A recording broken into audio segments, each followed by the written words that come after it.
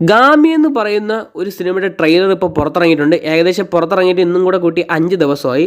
ഈ ട്രെയിലർ ഞാൻ എടുത്തു പറയേണ്ട കാര്യം എന്ന് വെച്ചാൽ, ഞാൻ ഈ സിനിമയുടെ ട്രെയിലർ കണ്ടപ്പോൾ ഏതോ ഒരു ഹോളിവുഡ് സിനിമ എന്നാണ് ഞാൻ വിചാരിച്ചത്. പിന്നീടാണ് നോക്കിയപ്പോൾ മനസ്സിലായി ഇതൊരു തെലുങ്ക് സിനിമ, ഒരു ഇന്ത്യൻ സിനിമയാണെന്ന് പിന്നീടാണ് എനിക്ക് മനസ്സിലായത്.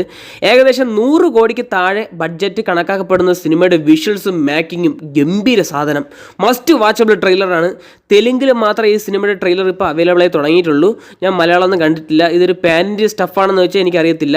തെലുങ്കിലാണ് ഈ ട്രെയിലർ പുറത്തിറങ്ങിയിട്ടുള്ളത്. 3 മിനിറ്റും 43 സെക്കൻഡ്സുമാണ് ട്രെയിലറിൻ്റെ ദൈർഘ്യം എന്ന് പറയുന്നത്. ട്രെയിലർ ഗംഭീര സാധനം എന്ന് തന്നെ പറയേണ്ടിയിരിക്കുന്നു.